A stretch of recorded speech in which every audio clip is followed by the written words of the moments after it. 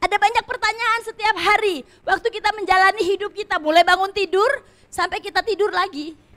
Bukan kita sendiri, tetapi banyak orang.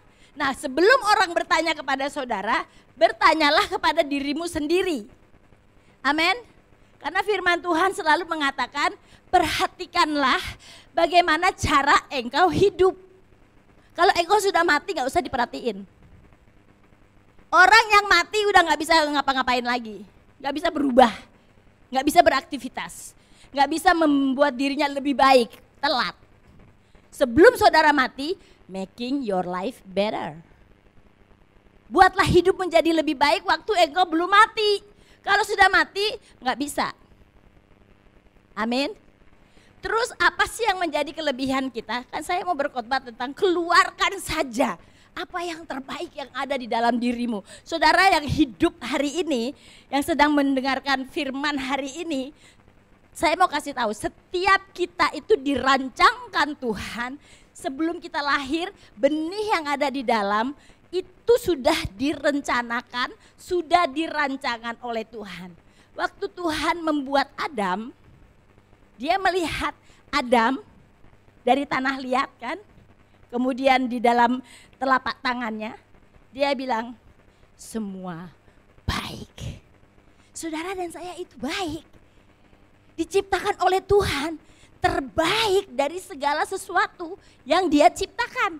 Dia ciptakan tumbuhan, dia ciptakan langit dan bumi, bintang-bintang, matahari, planet, laut, ikan-ikan, harimau, eagle. Tahu eagle? Burung elang, raja wali, dia ciptakan. Dan dia katakan semuanya itu baik, tapi kita yang lebih baik, kita yang spesial dari semuanya itu.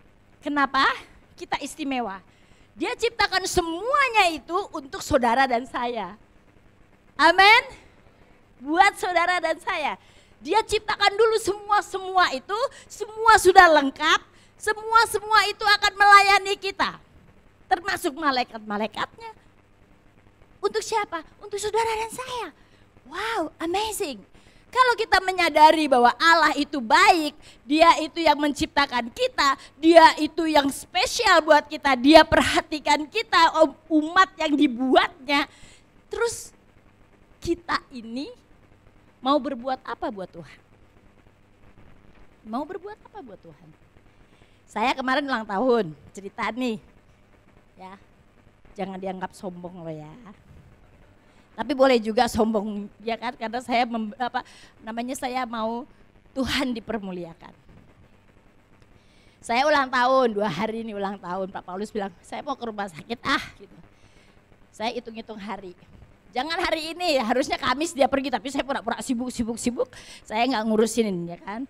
Nah terus dia balik lagi, karena saya nggak ikut dia, nggak ngurusin, dia pasti balik saudara. Karena yang biasa ngurusin tuh saya gitu kan. Terus balik dia, puji Tuhan balik. Jumat dia ingetin, cepet aku harus pergi. Ya sibuk, akhirnya sore ketemu dokter ya kan, spesialis. Kemudian dokternya bilang, oke Bapak mau nginep sekarang di rumah sakit? Mau, saya hitung Senin, Selasa, Jumat masuk. Sabtu hari libur nih, saya udah tahu nih libur nggak bisa dia pulang, dia maunya 1 malam aja terus Sabtu pulang atau Minggu pulang karena hari Minggu itu ulang tahun saya, ya kan. Dah, saya diemin aja, pasti dia nggak pulang sampai hari Senin, gitu kan. Saya udah prediksikan pasti. Jadi ulang tahun saya itu nggak dirayain, dan memang saya nggak mau dirayain, saya emang nggak mau. Nah terus ya baru kali ini sih selama 56 tahun baru kali ini gak mau dirayain gitu kan. Saya pikir-pikir wah banyak pengeluaran udah dari kemarin-kemarin, habis-habisan. Itu asisten saya tuh Caroline tuh tahu dia habis uang ibu, biar aja habis-habisin aja. Ya kan? Udah, jadi saya stop. Gak mau ada perayaan-perayaan, udah rayain anniversary, rayain ulang tahun bapak, rayain macam-macam, makan terus nanti semua jadi gemuk semua, saya gak mau. Saya gak mau pada gemuk-gemuk. Saya mau istirahat. Benar saudara, masuk rumah sakit, kemudian dia bilang pulang kapan, enggak pulang-pulang ya kan. Masuk rumah sakit sehat, malah di dalam rumah sakit sakit, ya kan. Saya bilang puji Tuhan, enggak masalah. Saya yang enggak sakit kan harus nungguin, ya kan. Saya kan bosen nungguin orang di rumah sakit. Setelah dia makan, minum obat, tidur. Makan, minum obat, tidur. Saya yang bengong aja gitu kan. Akhirnya saya rencana pergi kita. Saya telepon Lino, ayo udah selesai gereja ya? Sudah, kamu mau jalan nggak sama saya? Ya Bu, siap. Lino tuh selalu siap, saya nggak tahu apa yang membuat dia semangat. Lino jemput saya, siap Bu. Lino, saya kesian loh, kamu dari pagi sampai tengah malam nih udah capek sekali. Saya nggak mau kamu melayani saya terus-terus sampai malam-malam. Tidak apa-apa Bu, siap Bu. Setiap kali dia antar makanan dia bilang, Bu kalau perlu apa-apa telepon saja, info saya segera datang. Waduh luar biasa Lino, beri tepuk tangan buat Lino dong. Wow keren, Lino tuh keren ya, keren banget. Jadi saya bilang, Lino kamu datang jemput saya, kita jalan-jalan. Terus telepon Selfie, kamu lagi ngapain? Selfie selalu jawab, Ibu saya ada duduk-duduk saja. Ya kan? Saya bilang kamu bertobat, lain kali jangan bilang duduk-duduk saja masuk angin nanti. Ayo ikut saya jalan-jalan, kita pergi jalan-jalan. Sembunyi ini saudara, saya sembunyi, tempat persembunyian saya itu paling gampang di galeri sebenarnya. Saya kasih tahu nih sekarang, jadi kalau cari saya di situ saya pasti. Untuk sembunyi itu saya pasti di situ. Saya pakai celana pendek, pakai kaos bambu yang oblong-oblong gitu, nggak karu-karuan karena itu baju dipakai di dalam rumah sakit untuk jaga suami. Karena cuma satu, saya pergilah keluar pakai itu, saudara. Ya kan? Saya sudah lihat Lino nih lirik-lirik saya terus nih. Waduh ibu nih kok pakai baju begitu. Udahlah Lino jangan peduli, pokoknya saya punya baju cuma satu ini aja, saya harus keluar dari rumah sakit. Pergilah kita ke tempat-tempat yang saya suka, jalan-jalan. Saya bilang sama Lino, bawa anak istrimu. Karena saya nggak tahu mau ngapain, saya mau kompensasi saudara sebenarnya. Mau senang-senang sendiri, bawa anak istrimu. Anak istrinya mau, jalan, udah. Saya biarin tuh anaknya pintar sekali ya, aktif di umur 2 tahun. Lari sana, saya bawa ke kids station. Semua barang dipegang sama dia ya. Semua mainan dipegang, jatuh semua. Saya bilang Mbak biarin aja ntar saya benerin. Biar dia mau jatoin, mau berantakin biarin aja. Bebasin dia. Karena saya mau nyenengin dia gitu kan.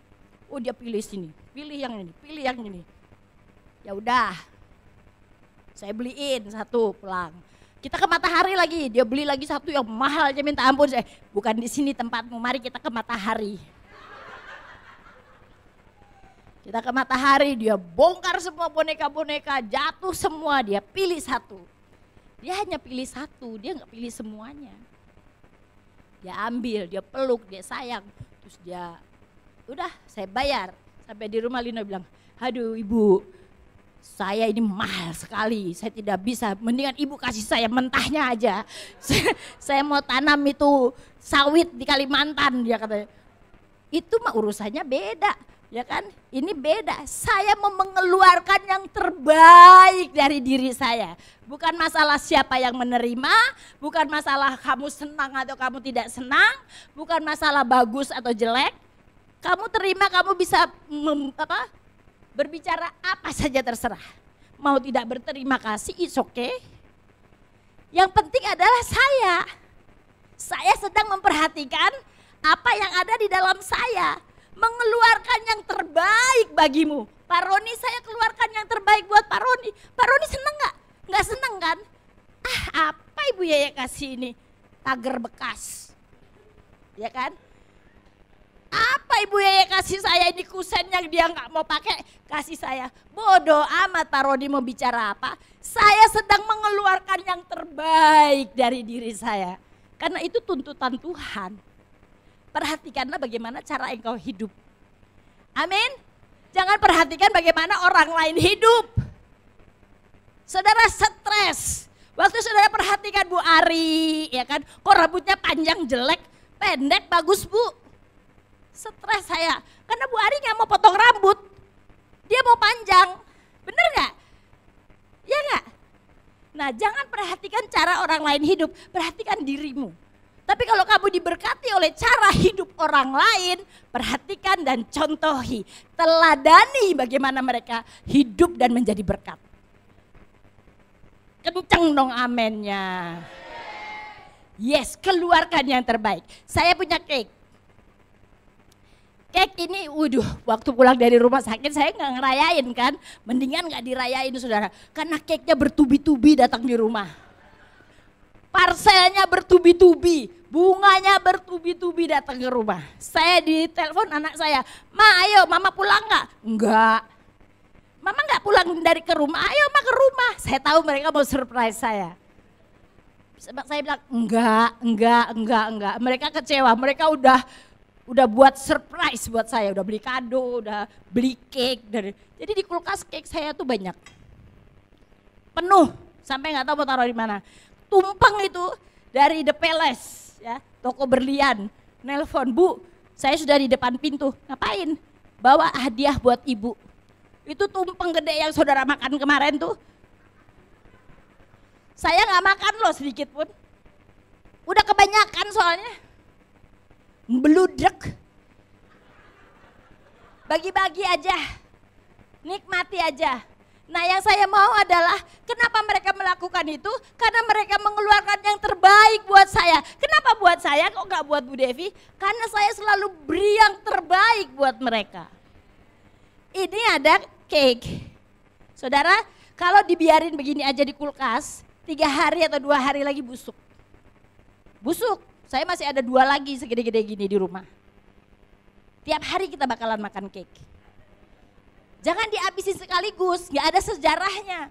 Saudara kalau dapat berkat, hitung berkatmu satu-satu. Jangan hari ini dapat 500.000, makannya 600.000, besok ngutang. Besok saudara ngutang, ya kan? Jadi makannya dicicil. Dan kebaikannya kelihatan tiap hari. Amin. Nah kalau ini saya biarin di kulkas bau dong. Benar? Saya harus buka dong. Bener nggak? Nah kalau udah buka dilihat aja gitu. Sebaiknya, coba Karolin, maju Karolin.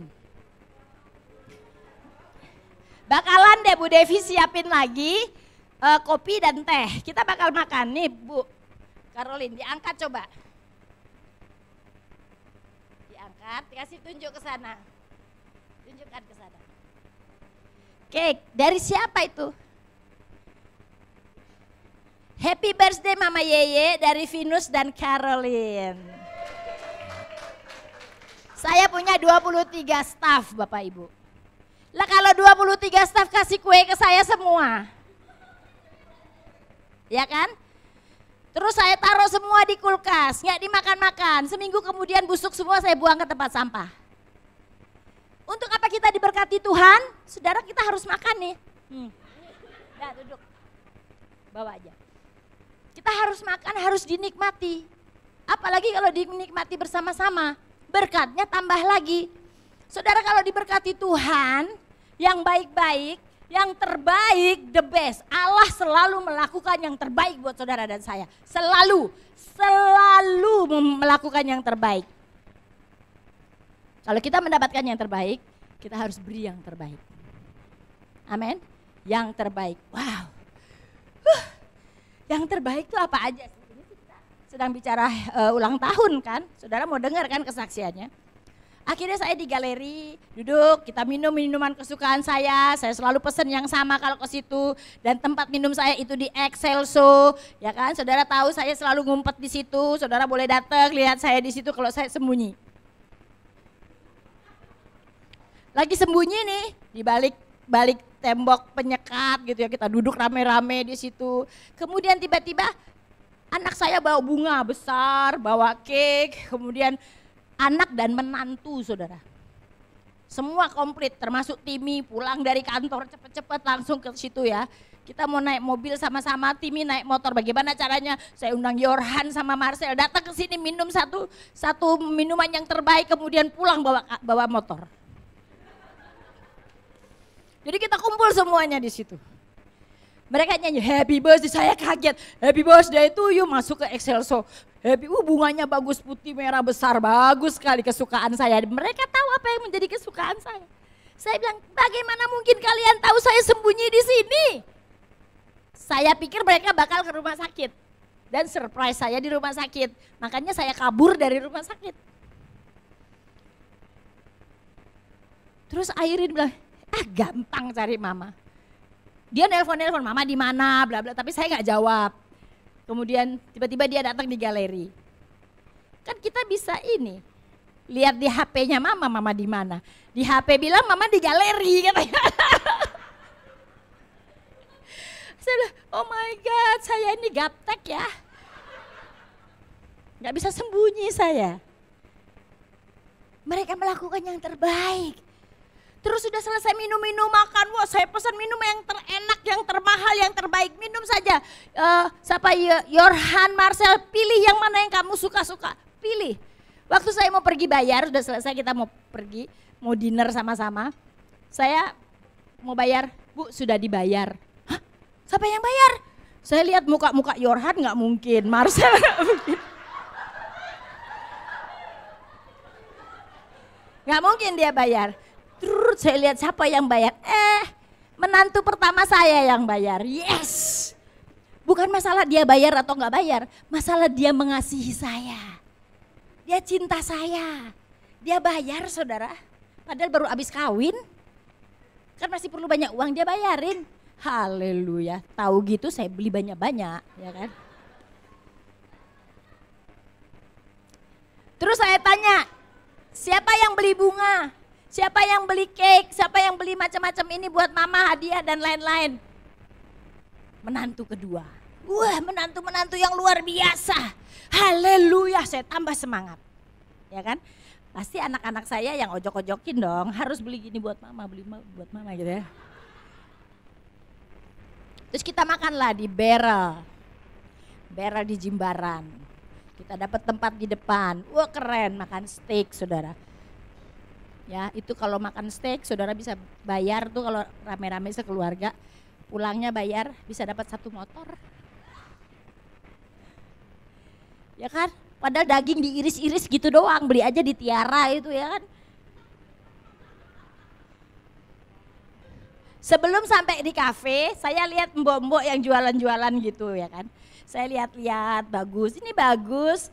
Anak saya Airin, mama suka. Mbak bungkus. Ini bagus, padahal saya nggak nyoba, saya cuma bilang ini bagus, biasalah mata kan suka jelalatan tuh, ini bagus, ada 4 baju, saya bilang bagus, sama dia diambil, mama suka, dibungkus, dia bayar, 600.000, aku yang bayar mah, wah ini hadiah buat mama, tahu gitu saya masuk aja ke yang mahal-mahal ya, saudara kenapa? Karena saya sering sekali melakukan hal yang sama seperti yang mereka lakukan. Mereka melihat apa yang saya suka lakukan dan menjadi teladan buat anak-anak saya.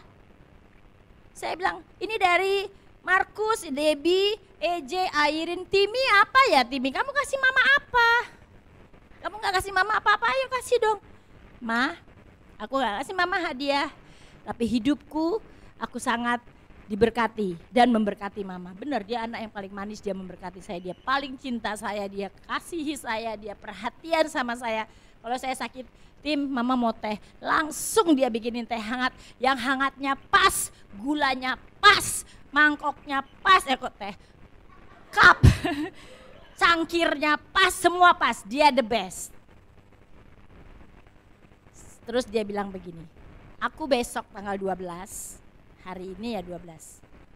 Kemarin aku selesai training mah di hotel. Tetapi pihak hotel manajernya minta aku tetap kerja, bukan lagi training tapi dibayar harian. Itu hadiah buat mama. Wow. Luar biasa saudara. Mereka tahu berterima kasih. Kalau setiap anak-anak Tuhan tahu menerima dan belajar untuk memberi yang terbaik, Tuhan sangat senang. Saya aja senang diperlakukan anak-anak seperti itu, apalagi Tuhan. Suami saya bangun pagi terus cium, dia bilang di rumah sakit nih. Ma, sedih loh. Aku gak bisa ngerayain ulang tahunmu ya. Maafkan aku deh. Ngapain minta maaf, emang aku juga gak mau dirayain. Maafin aku ya, katanya sambil cium gitu.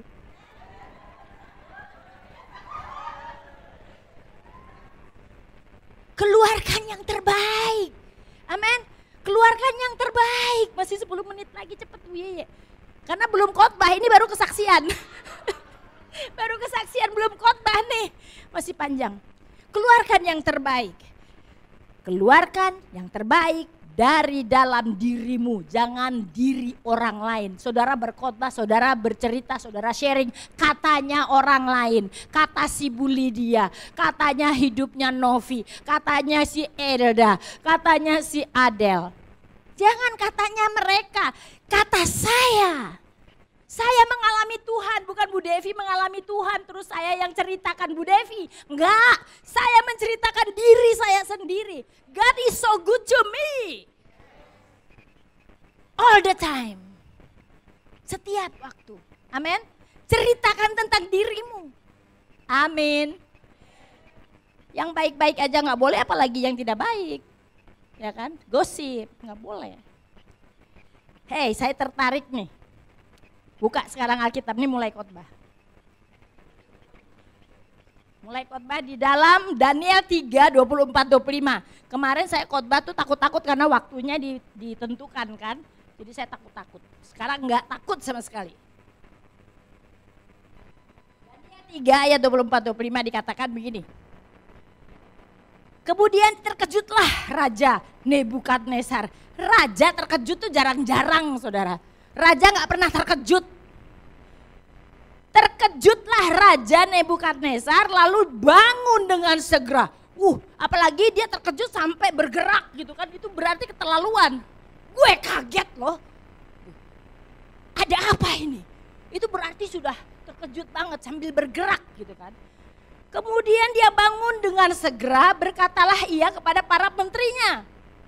Bukankah 3 orang yang telah kita campakkan dan terikat ke dalam api itu? Saudara perhatikan 3 orang atau 4 orang? Kan cuma SMA. Sadrak, Mesak, Abednego. 3 kan? Nggak ada yang lain kan? Nggak ada Lino kan? Cuma 3. Jawab mereka kepada raja, benar ya raja. Ayat yang ke-25 dikatakan. Katanya, kata raja nih, tetapi ada 4 yang kulihat. Kayaknya rajanya ini ya belajar bahasa Medan itu dia. Tetapi ada 4 yang kulihat. Pak Rudi mana? Berjalan-jalan dengan bebas di tengah-tengah api itu. Mereka tidak terluka. Dan yang keempat itu rupanya seperti dewa. Seperti anak dewa. Saudara pernah lihat dewa? Ada 4. Yang satu kayak dewa. Kok bisa? Ayat 27 dan 29. Dan para wakil raja, para penguasa, para bupati dan para menteri raja datang berkumpul. Mereka melihat bahwa tubuh orang-orang ini tidak mempan oleh api itu. Bahwa rambut di kepala mereka tidak hangus. Jubah mereka tidak berubah apa-apa. Bahkan bahkan bau kebakaran pun tidak ada pada mereka. Mereka tidak tersentuh api, tidak tersentuh uap panas. Mereka baik-baik saja. Baik-baik saja, apa yang saudara dapat dari sini? Mereka sedang mendapatkan kebaikan Tuhan dan mereka sedang mengeluarkan kebaikan. Berkatalah Nebukadnezar, terpujilah Allahnya Sadrak, Mesak dan Abednego. Terpujilah Allahku. Allah yang ada di dalamku, yang memperhatikan aku, yang menyertai aku setiap hari, yang memberikan yang terbaik setiap hari kepada kami. Terpujilah, orang melihat kita, melihat apa yang ada di dalamku, Allahku. Terpujilah Allah Sadrak, Mesak dan Abednego. Dia orang kafir. Dia tidak percaya kepada Allah. Tapi melalui Sadrak, Mesak dan Abednego, Allah dipermuliakan. Allah kita hidup, dia menyertai Sadrak, Mesak dan Abednego. Kemudian apa yang terjadi setelah dia melihat itu? Dia katakan seperti ini. Terpujilah Allahnya Sadrak, Mesak dan Abednego. Ia telah mengutus malaikatnya dan melepaskan hamba-hambanya yang telah menaruh percaya kepadanya. Dan melanggar titah raja dan lain sebagainya. Ayat 29 dikatakan setelah raja melihat itu. Sebab itu aku mengeluarkan perintah. Ini yang aku senang. Ini yang aku senang, saudara. Saya kalau kemana-mana saya bilang saya ini pimpinan panti asuhan Mercy Indonesia. Saya mau beli ini buat anak-anak panti loh. Walaupun kadang-kadang buat saya. Saya bilang kasih murah ya. Kasih saya harga yang terbaik. Mereka kasih. Mereka kasih. Perintah katanya begini. Bahwa setiap orang dari bangsa, suku, bangsa atau bahasa manapun. Dari mana saja dia, apapun latar belakangnya, yang mengucapkan penghinaan terhadap Allahnya Sadrak, Mesak dan Abednego akan dipenggal-penggal. Syukurin. Berani melawan orang-orang yang dicintai Tuhan. Berani melawan orang-orang yang selalu melayani Tuhan dengan setulus hati. Berani melawan orang-orang yang diurapi Allah. Berani melawan orang-orang yang disertai oleh Allah. Berani dipenggal-penggal kepalamu. Buat takut-takutin loh. Enggak, ini kata firman Tuhan. Apakah yang penggal-penggal Sadrak, Mesak, Abednego? Bukan, raja itu. Ya kan? Dipenggal-penggal dan rumahnya akan dirobohkan. Tuhan, kemarin ada gempa, saya takut banget. Saya gak percaya itu gempa. Tengah malam di rumah sakit kita di lantai 4, saya juga minum obat karena saya juga sakit. Pak Paulus minum obat. Tiba-tiba kok kayak melayang, goyang-goyang begini. Saya bilang, Pak gempa bangun. Bapak bilang, gak apa-apa kita aman kok. Dalam hati saya, kamu ngomong sambil mimpi atau apa, lalu tidur gitu ya. Tapi itu menguatkan saya, gak apa-apa kita aman katanya. Tapi saya terus gak percaya. Saya bilang, oh ini karena obat. Saya melayang karena obat bukan gempa. Besok pagi saya cek, oh iya gempa beneran. Rumahnya akan dirobohkan menjadi timbunan puing. Karena tidak ada Allah lain yang dapat melepaskan secara demikian itu. Wow. Raja marah. Yang paling senang lagi ada bonus buat Sadrak, Mesak dan Abednego. Dikatakan ayat 30. Lalu raja memberikan kedudukan yang tinggi kepada Sadrak, Mesak dan Abednego di wilayah Babel. Di wilayah orang-orang yang tidak percaya Tuhan. Orang yang tidak kenal Tuhan. Mereka tiga menjadi mungkin panglima perang, ya kan? Atau konsultan, ya kan? Enak jadi konsultan. Duduk diam seperti Bu Yeye tiap hari. Ada orang masuk nanya, bolak-balik ngantri, nanya terus. Saya baru dapat pikiran, saya nggak CEO, saya konsultan. Ya kan, Bu kalau ini bagaimana? Bu kalau itu bagaimana? Bu saya udah begini, Bu.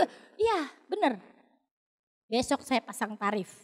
Sekali konsultasi berapa jam bayar. Iya itu kan kerjaan saudara, ngapain nanya-nanya saya terus.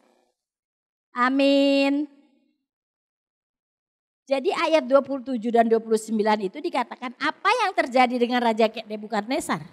Apa yang terjadi di dalam diri Nebukadnezar. Hatinya apa yang terjadi. Pasti dia terheran-heran, benar? What happened ya dengan tiga orang ini, ada apa ya? Dia terkagum-kagum, dia heran, dia kagum. Wow, Allahnya tuh yang kayak apa ya? Dewa yang dia sebut Allah itu apa ya?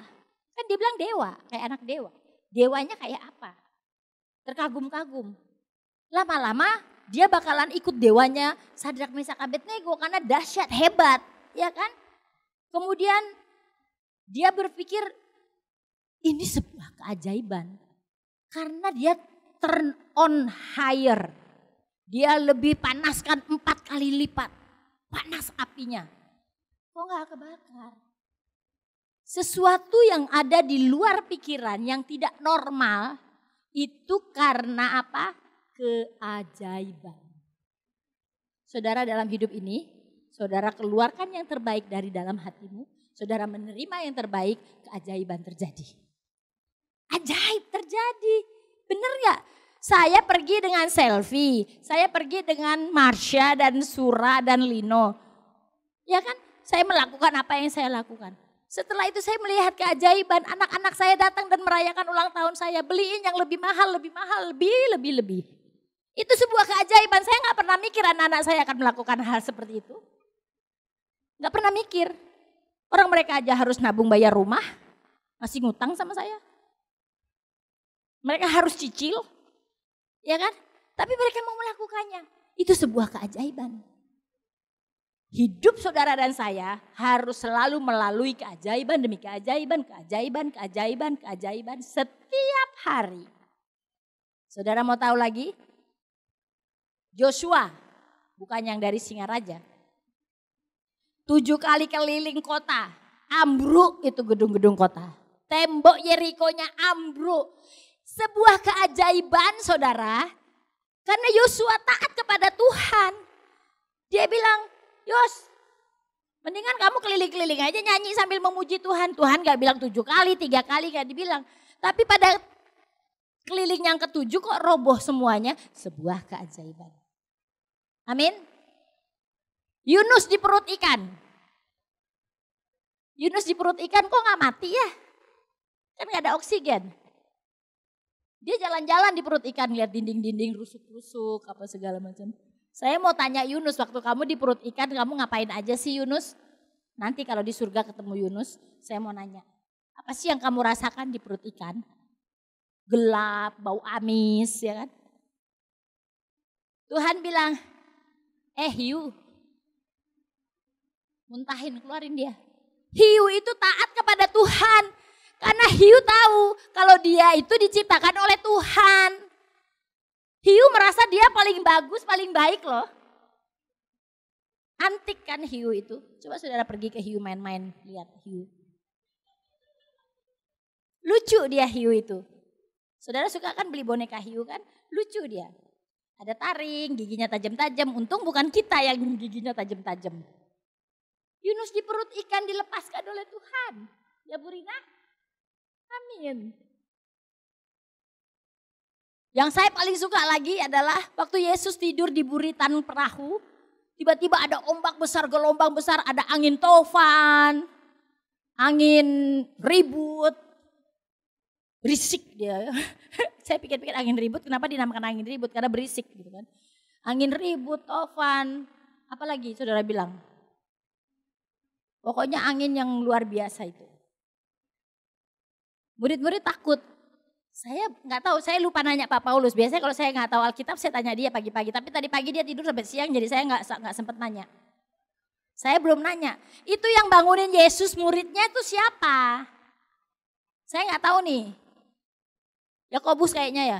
Tapi kayaknya saya Petrus deh. Siapa murid yang membangunkan Yesus? Yesus bangun.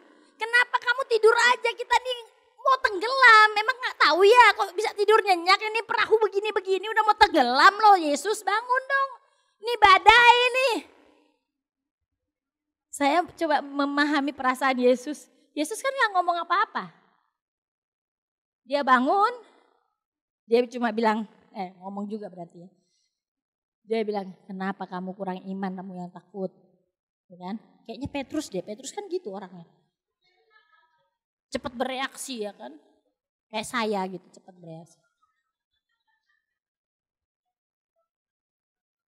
Iya, ingat gak? Waktu dia lihat Yesus jalan dari sana depan di atas air jalan. Si Petrus juga kan, dia bilang, Yesus, gue juga pengen jalan di atas air. Ayo dong, Berkati saya mau turun. Yesus bilang, sini turun aja jalan. Dia turun jalan. Sampai di tengah-tengah dia ragu, dia tenggelam. Dasar Petrus. Ya kan? Yesus bangun. Terus Yesus bilang gini, Yesus gak teriak-teriak. Dareng! Enggak, Yesus cuma begini. Badai, Tovan, diam. Asik. Yesus bilang asik. Asik dong. Siapa dulu Tuhannya ya gak? Diam. Semua bingung, ini orang siapa ya? Murid-muridnya bingung, murid-murid yang hidup bersama dia udah bertahun-tahun, udah sama-sama selalu lihat mujizat aja nanya. Ini orang siapa ya? Kok badai, Tovan aja gelombang semua tunduk kepada dia. Tunduk kepada dia. Lah apalagi kita yang ece-ece ini, yang kecil-kecil gini. Kita spesial, kita hebat, kita luar biasa. Kita anak-anak Tuhan. Siapa Allahmu di dalammu?